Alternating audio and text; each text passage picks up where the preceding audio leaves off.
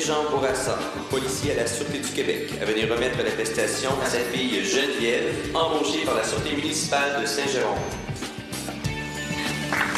Au Sommet des Amériques, par exemple, où Jean était avec les policiers, je me disais, est-ce qu'il reçoit des bouteilles? Dominique, elle était de l'autre côté de la barrière dans la foule, elle se fait gazer, elle fait quoi? Robert, lui, était dans l'hélicoptère à chercher les foyers de violence.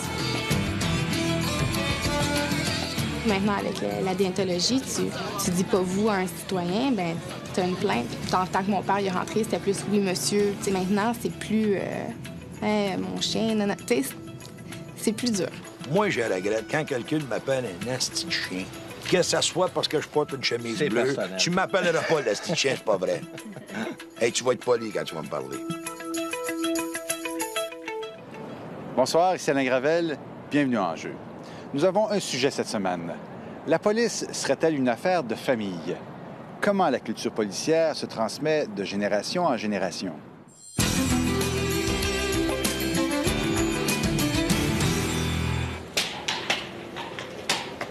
S'il y a un groupe où on sent l'esprit de corps qui anime les policiers, c'est bien au sein de la cavalerie. En participant à de nombreuses parades, ses membres se trouvent ni plus ni moins à devenir des ambassadeurs de la police. L'esprit de corps, c'est ce qui anime depuis toujours la culture policière. Or, les autorités demandent depuis un certain temps un changement de culture. Et pour l'inculquer, on entend profiter de l'embauche au cours des 2 prochaines années de près de 1000 nouveaux policiers à la SQ et au SPCUM. Mais vous allez le voir dans le prochain reportage, il y a encore beaucoup de résistance, surtout chez les plus vieux policiers. Des hommes qui n'ont pas seulement consacré leur vie à la police, mais qui lui ont aussi donné leurs enfants.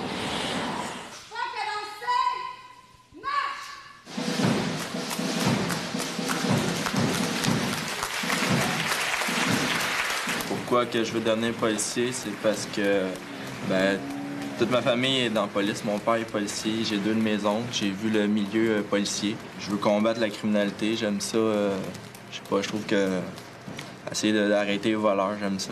C'est un gros challenge. Embauché par le SPCUM, Ogino Hyacinthe. Ça fait depuis que je suis petit que j'en rêve. Mon père est policier à la Sûreté du Québec, puis j'ai un oncle qui travaille à la GRC à Ottawa.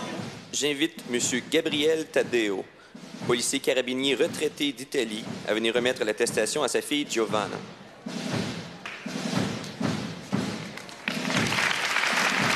Moi, personnellement, j'ai grandi là-dedans. Là. C'est quelque chose qui m'a donné le goût. Là. Je suis tout de suite rentré au cégep en technique policière. Puis tout de suite, en sortant du cégep, je suis rentré ici. Fait que c'est depuis que je suis tout petit que je veux être policier. Là. Toute ma vie, j'ai travaillé pour ça. Puis là, c'est en train de se réaliser.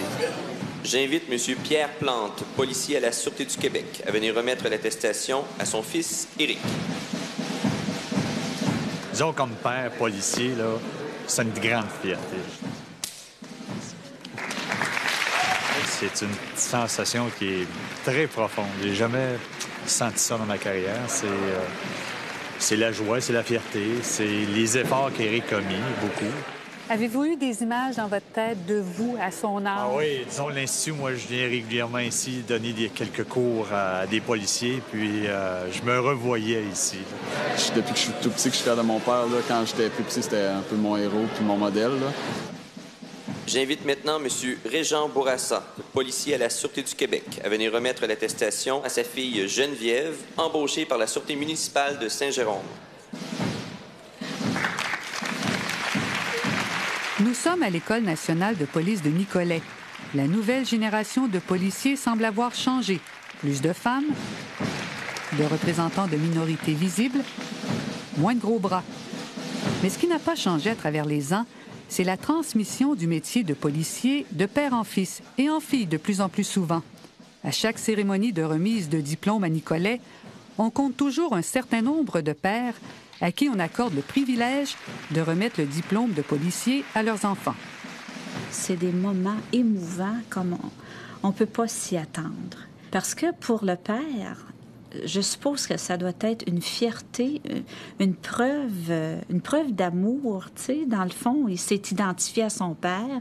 Il a dû trouver que son père avait fait une belle carrière. Puis je me dis souvent que si l'enfant veut joindre la carrière du père, c'est que probablement que le père a été très heureux dans cette carrière-là aussi. J'invite donc à l'avant Mme Louise Gagnon-Gaudreau, directrice générale de l'École nationale de police du Québec, à remettre l'attestation à Mme Mélanie Paul, embauchée par la Sûreté du Québec. Louise Gagnon-Gaudreau sait de quoi elle parle. Si aujourd'hui elle remet un diplôme à sa belle-fille, il y a 4 ans, elle était la première femme à en remettre un à son fils, maintenant à la Sûreté du Québec.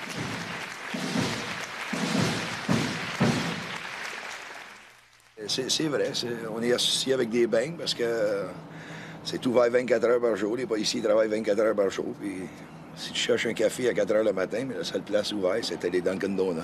Mais ça, les banques, c'est assez innocent, mais est-ce qu'il y a des choses plus dures? Non, mais les banques, c'est innocent, mais ça donne une connotation de bon, tu poses ton temps là, puis tu fais rien, là, tu sais. La famille Bouchard, 5 frères qui font partie de la gang des Bleus, une désignation que les policiers de Montréal utilisent encore pour parler d'eux. Leur mère a tellement donné au SPCUM qu'elle a reçu le titre honorifique d'inspecteur. C'est la soirée qui m'avait présenté le badge puis m'a nommé inspecteur en air. Les enfants, ils savaient tout, mais moi, je savais pas. T'sais. Leur sœur, Danielle, travaille, elle, pour la police provinciale de l'Ontario. Les 6 enfants ont donc suivi les traces du père disparu. C'est comme le roue qui tourne, tu sais. Il y en a une qui embarque, il y en a une deuxième qui embarque, il y a une troisième qui embarque. Mais là, la pression sur la 4e, la 5e, la 6e, parce qu'on dit l'affaire, si j'aurais dit à mon père, Père, je veux être plombier, ça n'aurait pas été beau. La journée qu'il a pris sa retraite lui-même, puis on a été invités à signer le livre d'or à l'Hôtel de Ville de Montréal avec Maître Drapeau dans le temps. Tu voyais qu'il était fier quand même d'être entouré de ses fils et sa fille, tous policiers. À eux seuls, les Bouchard incarnent tous les changements qui animent la police depuis 35 ans. Je suis le seul dans la famille au complet qui a vraiment pas la mentalité police, là. Policier communautaire avant l'heure, Robert est reconnu comme la colombe de la famille. Mentalité police, un peu comme lui, là. André, moi, je l'avais pas. Dans la famille, on surnomme André Serpico pour évoquer le célèbre policier américain qui voulait débarrasser New York de la corruption. Disons que tu patrouillais, OK? Si t'en vas dans la rue, toi, tu vas voir quelque chose que moi, je verrai pas. Parce qu'il pense comme un voleur. Non, mais c'est vrai. It takes one to know one. C'est lui. Il avait ça, cette aptitude-là. Il pensait comme eux autres. S'il n'aurait pas été un policier, il aurait été un très bon voleur. Mais c'est ça, tu sais. Il est bon. Il est très... Moi, je dis, c'est le meilleur dans la famille. Du point de vue d'avoir cette connaissance-là. Parce qu'il était tellement borderline. Non, c'est ça. Quand on est une famille de policiers comme la vôtre, est-ce qu'on jase beaucoup de police?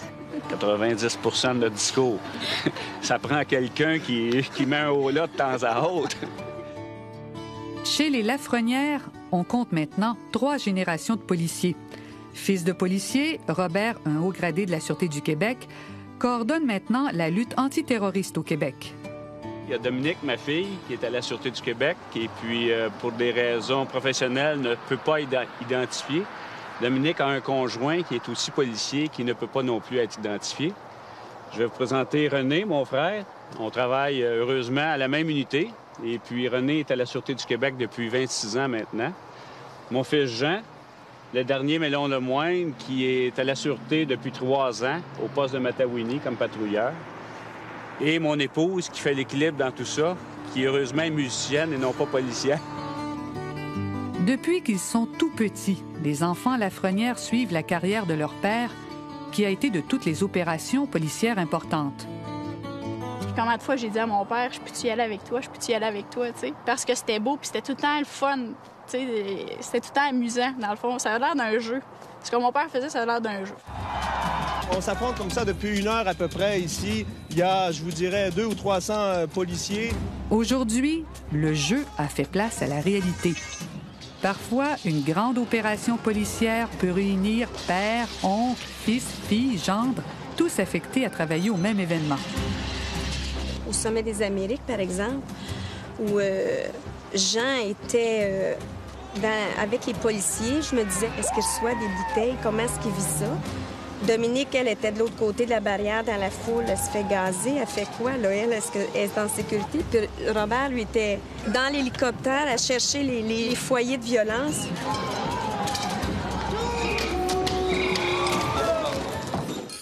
Ça fait longtemps que c'était pas arrivé, hein?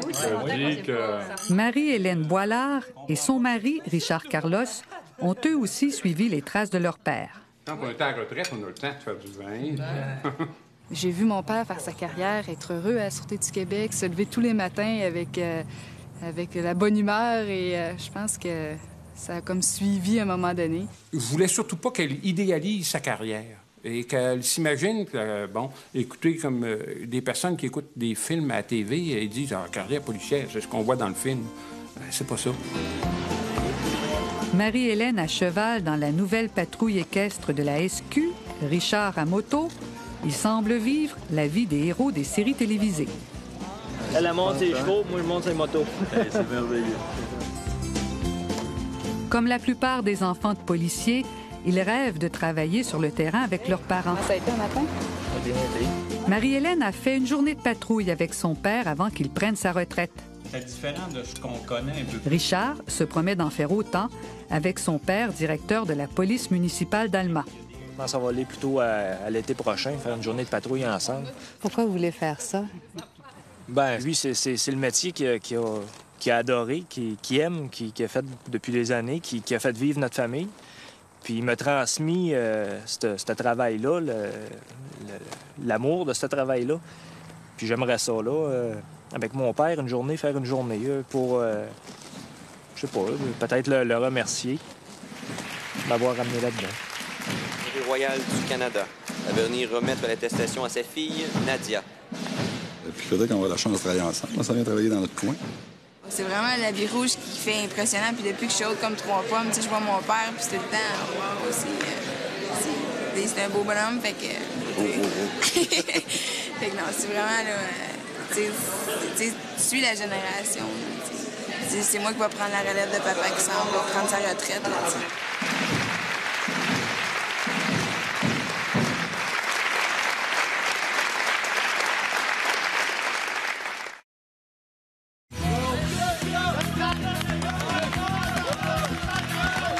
La police est beaucoup plus communautaire. Dans le temps, c'était plus de la police avec les bras. Aujourd'hui, c'est beaucoup psychologique.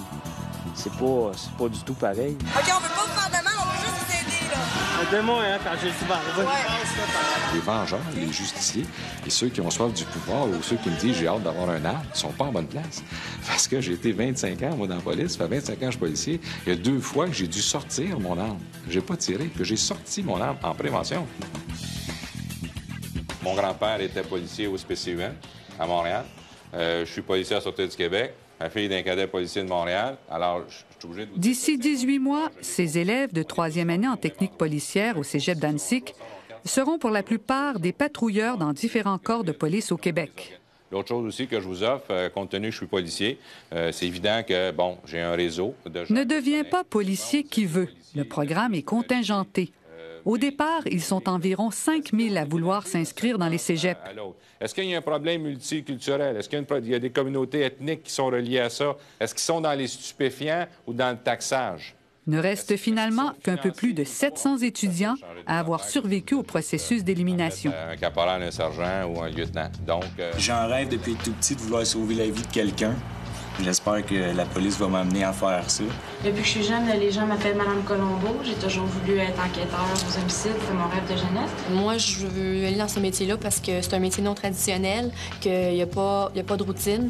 Donc, ça bouge tout le temps. Puis, je pense que combattre la criminalité, ça m'intéresse bien gros. J'aimerais ça arrêter les vendeurs de drogue. Je pense que c'est mon but. Mon conjoint, il est policier à Montréal. Et moi, ça fait longtemps que je vais être policière. Depuis que je suis jeune, quand j'étais petite, je voyais des autopatrouilles. Je me disais, un jour, je vais être dedans.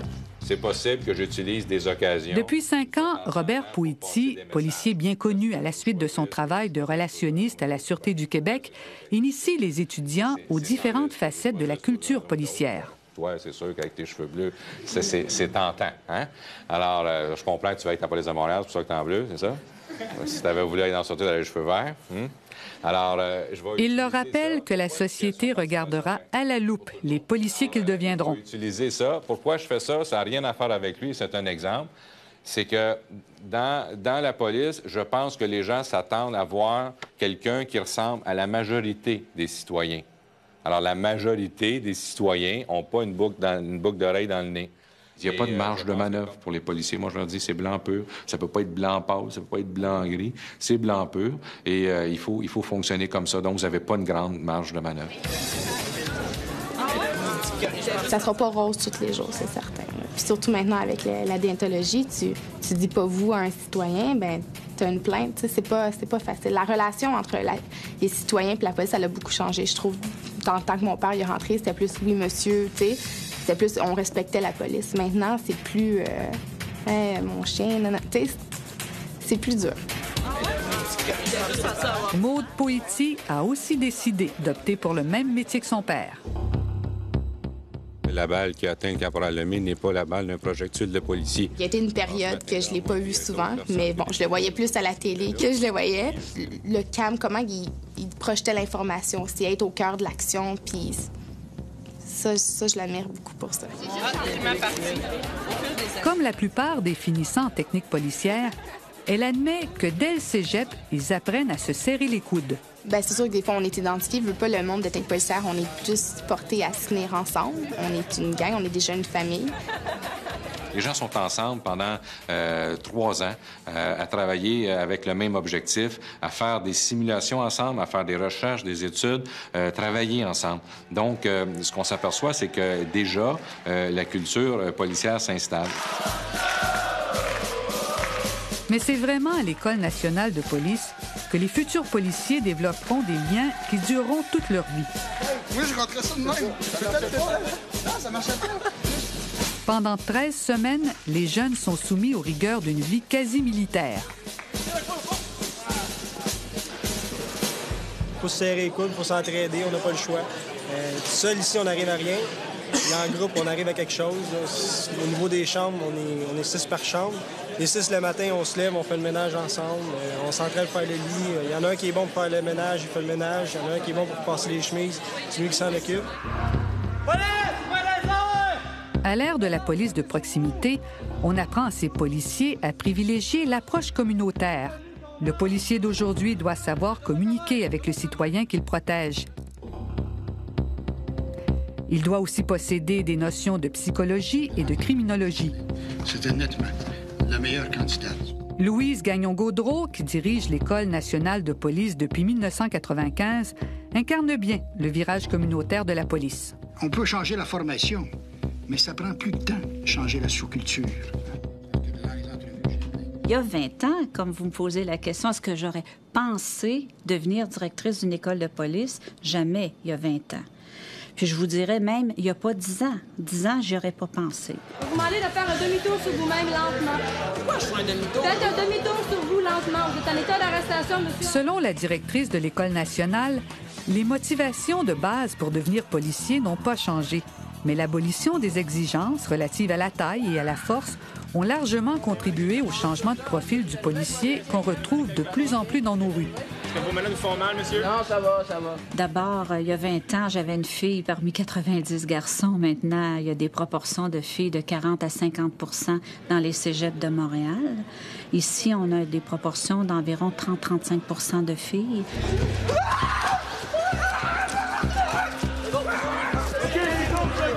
Il y avait du monde, ben oui, il dit, qu'est-ce que tu vas faire avec un gars de 6 pieds 2 justement devant toi, tu sais.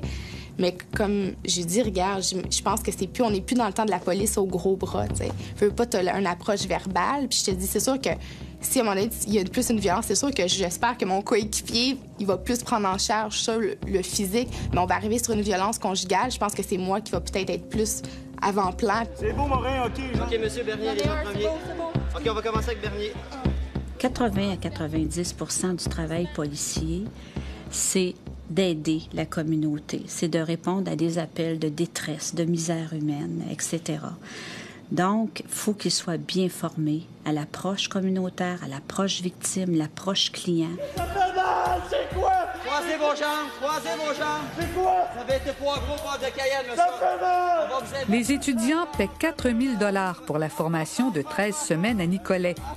Ils semblent se plier facilement aux exigences pour obtenir le fameux diplôme sans lequel on ne peut devenir policier au Québec. Paraît-il qu'on vous oblige au vouvoiement ici. Ça, c'est différent. Ça, pour des gars de votre âge, ça doit être nouveau, ça. Pour certains d'entre nous, c'est pas une habitude, c'est pas quelque chose qui est naturel. Fait qu'en exigeant ça entre nous puis envers les instructeurs, c'est une bonne habitude à prendre. Mais un bum de la rue, comme on dit, là, un voleur, un bum, OK? Je suis pas sûr que quand tu le parles doucement, puis s'il vous plaît, puis tout, qu'ils comprennent tout le temps. Et c'est là que je dis qu'à certaines occasions, mais il faut que... Non, je suis même pas gêné de dire ça, parce qu'il y en a certaines occasions, il faut que tu oses le ton. Allez, lâchez votre arme! Lâchez votre arme! André Bouchard est loin d'être seul. Plusieurs policiers d'expérience sont agacés par l'accent mis sur la police communautaire, qu'ils jugent parfois idéaliste et loin de la réalité. Il disconnecte le uniforme et la personne. Moi, je regrette quand quelqu'un m'appelle un asti de chien. Que ça soit parce que je porte une chemise bleue, personnel. Tu m'appelleras pas l'asti de chien, c'est pas vrai. Hey, tu vas être poli quand tu vas me parler. Parce que moi, j'attends d'être poli quand je parle avec tout le monde. Et je m'attends à la même chose, réciproque. Ça, je suis en d'accord. Aujourd'hui, là, mais la société veut que toi, tu gardes ton self-control et que tu ne le répliques pas à ces genres d'attaques-là. Donc, on est obligé de faire. C'est ça. Et on voudrait peut-être, d'une certaine façon, atténuer un peu le côté répressif du policier. Et ça, je suis d'accord. Mais il y a aussi une chose à la base, le défi aussi des policiers, c'est d'être capable d'arrêter les criminels. La répression, écoutez, va toujours devoir être nécessaire. C'est pour ça qu'il y a de la police. Si c'était juste une question de résolution de problèmes et de police communautaire, bien, il n'y aurait pas de policiers, ce serait tous des travailleurs sociaux, des psychologues, etc. 7e promotion! Depuis que nous avons tourné ces images, ces étudiants sont presque tous devenus patrouilleurs. Oh! Hey!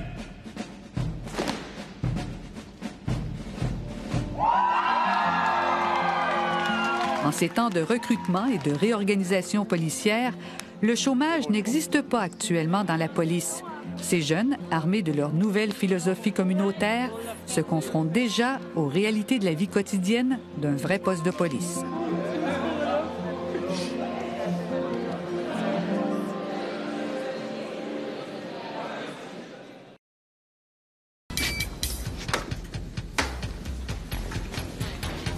L'important, c'est que j'ai un travail, je fais ce que j'aime.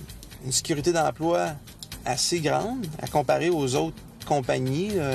Si tu fais ta job comme du monde, ben, tu as des grandes chances de finir ta carrière à 55 ans, 60 ans, puis d'avoir une belle retraite. Quand on dit on est de garde de 26 semaines par année, 24 heures par jour, le bellboy à la ceinture, c'est beaucoup. Mais j'avais décidé l'année passée de prendre ma pension à 53 ans. La police, c'était un peu une job de petit gars, je pense. On jouait aux bandits puis aux voleurs quand on était jeunes. Monsieur conduit un camion Dodge. Alexandre Martin n'a jamais remis en question la décision prise il y a 4 ans de faire le même métier que son père. Selon une information, le sujet mentionné voudrait abattre un policier avec une arme. Tout en ayant la chance de réaliser ses rêves d'enfant, Alexandre est mieux payé que la plupart de ses amis civils de son âge. Après 5 ans, un patrouilleur à Montréal gagne 60 000 $ par année. S'il était lieutenant, il ferait près de 75 000 $. Si je comprends bien, là, il vous a poussé sur la porte ou il a pris la porte? Il a poussé la porte. Oui. Il n'y a pas d'affaire à pousser la porte dans le visage. Non. À tous les jours, là, je viens pas au travail en reculant. J'ai hâte d'arriver au travail. Quand je suis en vacances, je m'ennuie. Je sais pas que ça va être d'ici une dizaine d'années ou 20 ans, mais je pense que je vais toujours avoir la flamme en dedans de moi. Son père aussi a encore la flamme. Même si Jean-François Martin, à l'aube de la cinquantaine, vient de commencer sa retraite, ce n'est pas sans regret qu'il évoque sa carrière de lieutenant-détective aux homicides à Montréal. C'est passionnant, l'enquête. C'est passionnant. Quel plus beau métier que tu peux pas avoir que de solutionner un crime, surtout quand il n'y a pas personne pour te dire comment ça s'est passé. Faire parler ta scène de crime. Je suis arrivé, en fait, c'est quand Mélanie Cabé avait été rapportée disparue. Et la journée que je suis arrivé au bureau, c'est la journée qu'elle a été retrouvée à Mascouche. Elle était dans des décomposition très avancée. Et le lendemain, j'étais allé voir l'autopsie. C'était ma première scène à la section des homicides. Jolene, si tu m'entends, appelle-moi à la maison. Même s'il est fier du taux de solution des crimes qui a pu atteindre 70 % pendant qu'il était aux homicides, Jean-François Martin admet que le stress de vivre quotidiennement avec la violence peut affecter la qualité de vie de certains policiers. Je dois vous dire que ça fait dur à l'intérieur. Il y a beaucoup de sang. Il y avait le révérend Toups qui m'avait affecté un peu parce que j'étais un peu à mes débuts. Et quand je suis rentré dans la chambre des révérends Toups, lui et sa femme, je pensais que c'était comme même âge que mes parents. Ça m'avait frappé sur le coup. Je me rappellerai toujours le premier accident mortel que j'ai eu. J'ai eu de la misère à dormir le soir. C'est stressant. Ma première accident mortel que j'ai couvert, que j'étais arrivé le premier sur les lieux. À ce moment-là, j'étais policier à Jonquière, au Saguenay-Lac-Saint-Jean. Puis cet accident-là, je le revois encore quelques fois. Là. Je me rappelle l'état de la fille. Son corps était complètement twisté à l'envers. On a beau en parler à l'école, ils nous préparent à ça. Sauf que quand tu arrives la première fois, puis tu vois la personne qui est prise dans son véhicule, tu voudrais faire quelque chose, mais c'est un amas de ferraille, il n'y a pas moyen d'intervenir. La violence physique, voir des gens mutilés, pas juste la bataille, là, voir des enfants maltraités, voir des jeunes, des vieux, des moins vieux, pris dans un accident puis mutilés. C'est insidieux, ça. L'œil n'est pas fait pour ça. Vous pourriez être pris en otage seul, avec... Michel Oligny est un ancien policier devenu travailleur social. Il est souvent appelé à la rescousse pour des séances de débriefing avec des travailleurs qui ont vécu des événements violents. Depuis quelques années, les policiers font partie de sa clientèle. On ne parlait pas. C'était paraître faible que de parler d'émotions à une certaine époque dans la police. Bon, bien, comme on sait, le monde est un monde d'émotions. Ça ne veut pas dire qu'il faut pleurer à toutes les 2 secondes, là, mais exprimer un sentiment, exprimer une crainte, exprimer une colère, exprimer un désarroi, bien, on ne faisait pas ça. On se débrouillait. Mais à quelque part, si tu n'exprimes pas une émotion, elle s'imprime. Elle s'imprime pour longtemps.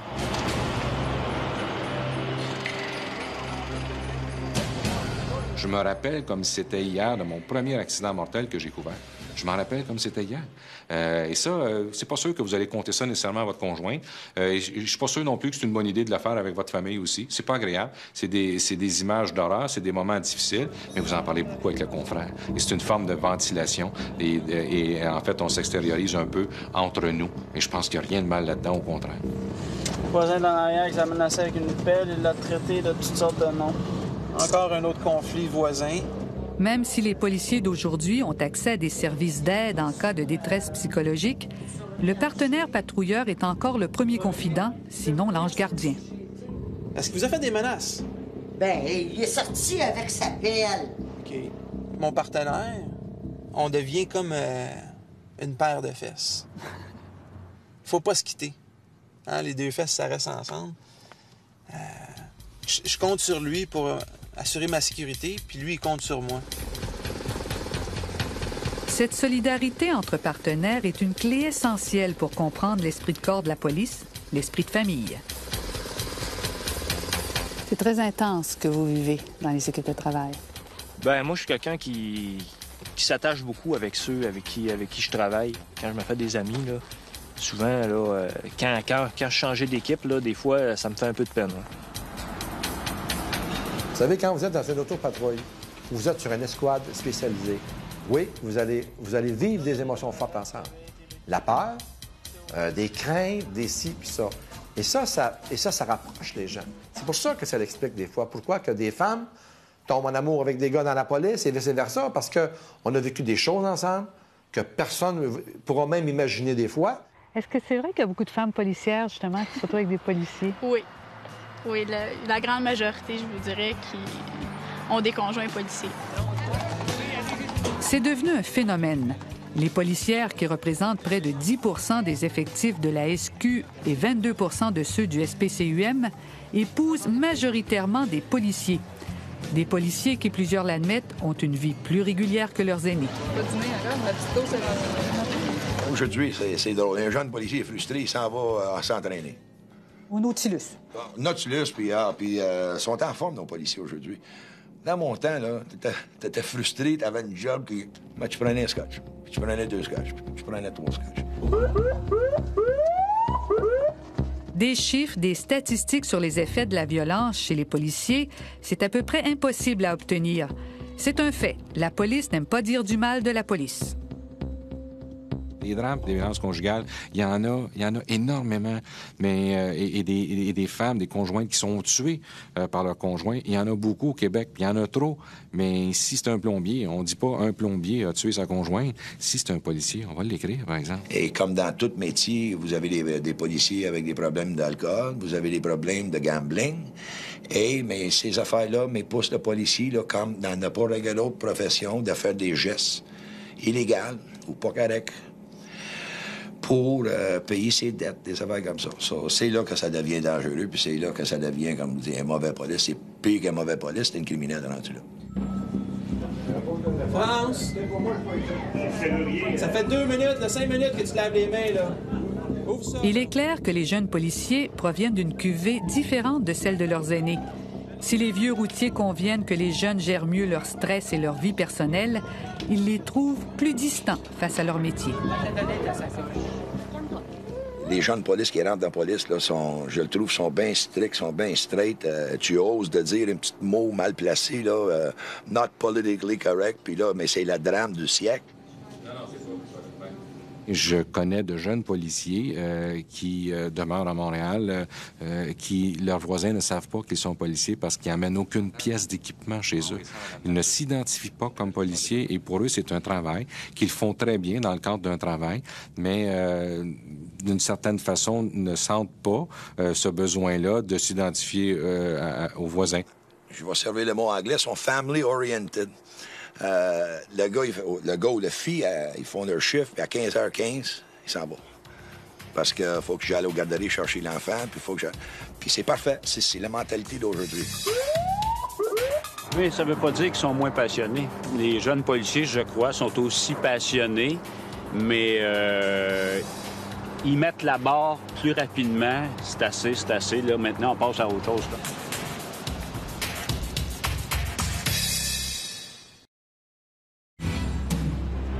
C'est les spécialistes qui vont nous dire exactement comment ça s'est passé. La vigueur avec laquelle ça s'est déroulé aujourd'hui. Tu peux aider quelqu'un à livrer un bébé, et là, tu es un héros. La même personne, la semaine après, tu vas lui arrêter parce qu'il a conduit imprudemment ou il a passé un feu rouge et tu vas lui donner un billet. Là, tu es un... Tu sais qu'on pourrait te donner un ticket. On n'est pas obligé de donner un 48 heures. Les pressions sont fortes pour changer l'image de la police, mais aussi pour changer son attitude et sa façon de travailler. Après des commissions d'enquête sur les méthodes de la police, après plusieurs bavures, les institutions policières au Québec sont en pleine transformation. Jamais la police ne s'est posé autant de questions. Là, on est vraiment dans une grosse période de changement. Exactement. On est entre les deux. On a des policiers qui ont travaillé l'ancienne manière. Ils essayent d'évoluer. Ils essayent de toute leur force oui, je m'en vais par là. J'aime pas ça. Je comprends pas ça. Je prends ma retraite. Regardez juste un changement. Aujourd'hui, on est en train de discuter sur la légalisation de la marijuana. Imagine, dans le temps, on a mis des gars en prison pour possession, puis des trafics et tout ça. Puis aujourd'hui, on parle de possiblement légaliser, parce que, tu sais, Tu vois l'évolution, tu vois comment la police doit changer. 10 ans passés, tu les mettais en dedans pour ça. Puis là, aujourd'hui, tu vas être obligé d'accepter. C'est pas la police qui a changé. C'est les politiciens qui ont changé. Ça. Mais tu travailles pour qui? Tu travailles pour la société. Moi, je travaille pas pour les politiciens. Moi, je travaille pour la société. D'une génération à l'autre, chez les Bouchard, les avis divergent sur l'évolution de la police. Si on prend les polices de mon mari, bien là, il était trop tough et pas assez éduqué dans ce temps-là. Moi, j'ai peur pour le futur. Police. Je vois les agissements là, des jeunes d'aujourd'hui. Dans notre temps, ça ne marchait pas comme ça. Je vous dis que c'est frustrant. Les sentences que je vois des fois à la cour, quand tu sais qu'est-ce que le gars a fait à cette jeune dame-là après un vol qualifié, mais c'est un joke des fois. Ça, c'est laquelle, celui-là? Une agression sexuelle. Il y en a qui vont dire, mais écoute bien, je charrie, mais je charrie pas. Moi, là, la réhabilitation, là, j'ai jamais cru à ça. Je regrette, mais j'ai jamais cru à ça.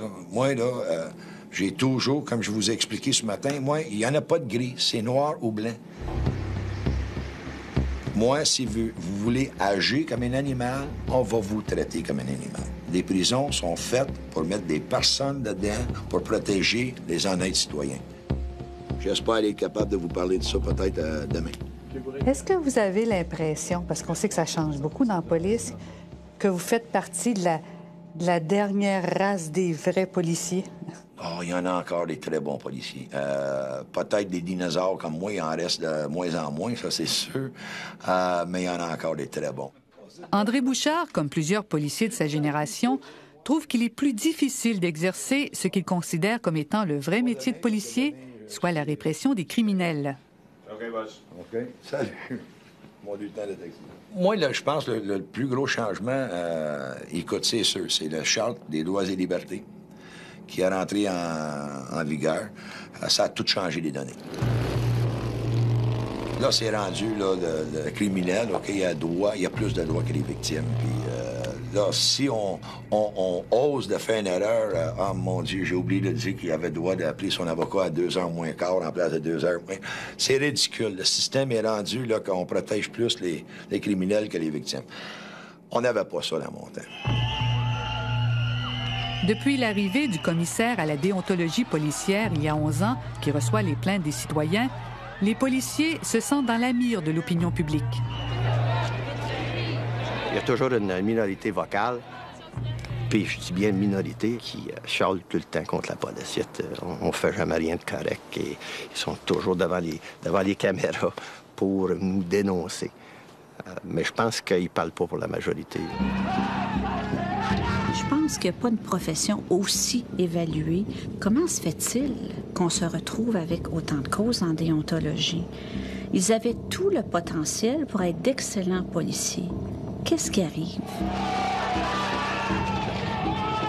Le commissaire à la déontologie reçoit environ 1000 plaintes annuellement et seulement 10 % de ces plaintes se retrouvent devant le tribunal de déontologie. Des policiers estiment que des citoyens de mauvaise foi tentent parfois de leur nuire en utilisant cette instance. Pourtant, au bureau du commissaire, on affirme qu'un petit nombre de plaintes seulement sont futiles. Le comité de déontologie, c'est la hantise des jeunes comme des moins jeunes policiers. Des petites gaffes, des petites bévues ont beaucoup d'ampleur, ont beaucoup de répercussions sur nos vies. Je pense que c'est ce qui est le plus angoissant. Moi, en tout cas, pour moi, ça m'angoisse plus de savoir que je peux me tromper que de vivre une situation au risque où je me sens très formé et très prêt à l'affronter. Mais au niveau de l'erreur, là, soit au niveau d'une réplique, au niveau de la force nécessaire, soit dans une décision qui s'avère pas être la bonne avec les données du moment, même si le policier est exonéré, la période qui vit toute cette enquête-là, toutes les procédures, c'est épouvantable, c'est terrible, c'est un stress épouvantable. Tu veux-tu éteindre ton véhicule, s'il te plaît? Merci. La déonto, ça fait peur, oui. Personne n'est à l'abri d'une poursuite. Je peux faire une interception de routine au Code de sécurité routière pour quelqu'un qui avait pas sa ceinture, puis lui, il n'aura pas aimé la façon dont j'ai agi, puis il va porter plainte à la déonto. Ce qu'il va dire, ça va être sa version, puis ce que je vais dire, ça va être ma version. Ça veut pas dire qu'ils disent tout le temps la vérité, ces gens-là. On ne donne pas de constat d'infraction, mais je vais te donner C'est qu'on a vu des policiers qui étaient des bons policiers, qui ont été impliqués dans des situations qu'ils ne pouvaient pas contrôler. puis qui se sont trompés probablement. Puis quand on voit ces policiers-là, à ce moment-là, à ce moment précis-là, on se rend compte qu'ils sont plus... sont complètement défaits. Puis ça c'est bien plus susceptible de nous arriver que de se faire tirer dans une fusillade. Une nouvelle clientèle, selon les policiers, aurait découvert qu'on peut, en formulant une plainte, jeter le discrédit sur un policier ou ralentir sa carrière. Vous savez que si un policier ne vous voit pas, une personne, donc vous arrêtez un Hells Angels qui a, si vous me permettez l'expression, sa patch dans le dos, donc qui dit que cette personne-là a tué quelqu'un, ou en tout le moins, en tout cas, aurait pu tuer quelqu'un. Et si jamais le policier le tutoyait, au lieu de le vouvoyer dans la conversation, sans égard à la façon dont cette personne-là va parler au policier. Et là, je vous fais grâce des insultes et de tout ce qui pourrait se dire. S'il y a une plainte en déontologie policière, le policier va être réprimandé. Aujourd'hui, ils jouent au bras, ils jouent au king, c'est des gros bras comme ça. Parce qu'ils peuvent le faire. Parce qu'ils peuvent le faire. Puis ici, que si on réplique, l'avocat est là, déontologie est là, ben, ils n'ont pas de déontologie dans les Hells Angels. Il faudrait que il y ait certaines lois pour certaines personnes qu'on dise, les motards, par exemple, bien, eux, ils n'ont pas droit à la charte. Parce que c'est des criminels, ils sont organisés. De la façon qu'ils travaillent, on ne réussira jamais à les traduire devant les tribunaux si on fonctionne avec les lois qu'on a présentement. La frustration est grande et certains rendent les armes. Les policiers ont l'impression qu'ils sont traités injustement et qu'ils sont les seuls à comprendre la nature de leur travail. Ils ne nient toutefois pas les nombreuses bavures policières qui ont fait les manchettes. Est-ce qu'il y a un moment, vous, dans votre vie de policier, où vraiment vous n'avez pas été fier de ce métier-là? Bien, c'est sûr qu'il y a des moments où, comme quand l'ancien capitaine Marchessault s'est fait arrêter, je travaillais à la section moralité dans le temps, de voir un grand policier comme capitaine Marchessault sortir de 775 Bon Secours dans ma note, c'était quand même une journée assez sombre. Et pas rien que pour moi. Monsieur Marchessault était un héros pour beaucoup de policiers. Mais je suis pas totalement d'accord quand tu lis les journaux, là, la police protège une police ou quelque chose comme ça. Moi, je regrette, puis c'est ça Bobby disait tout à l'heure, là, André, c'est ce style-là. Moi, là, il n'y en a pas de gris. C'est noir ou c'est blanc. Qu'il soit un policier, là, croche, un bum police, m'a le chercher, m'a aller chercher, l'arrêter, puis c'est comme ça que je vois ça. Moi, un criminel, c'est un criminel. N'importe quelle couleur qui porte une chemise avec une badge, là, si c'est un criminel, m'a l'arrêter. Et soyez fiers de ce que vous avez accompli, de ce que vous accomplirez. Est-ce que la culture policière est vraiment en train de changer au Québec? Ces policiers seront-ils si différents de leurs aînés? Selon plusieurs, il faudra une génération, presque 20 ans pour en juger. Vivez votre rêve et ne rêvez pas votre vie. Je vous aime. Est-ce que vous allez faire le même genre de policier que votre père? Sans doute. Mon père est aux enquêtes, donc de bonnes chances. Moi aussi, les enquêtes m'intéressent beaucoup. J'espère suivre son exemple. C'est vrai, il est un excellent policier. J'espère grandement devenir comme lui, aussi bonne. C'est une évolution. T'sais, eux autres, ils ont vécu un certain type de police dans un certain type de société. Mais là, aujourd'hui, on voit un autre type de police dans un autre type de société. Et nous, on est encore là-dedans, puis on doit servir ce public-là comme ils veulent être servis. S'ils acceptent le décrochage, la drogue dans la rue, la prostitution, le you name it, mais ils acceptent ça. On doit, quelque part, jouer à l'intérieur de ça.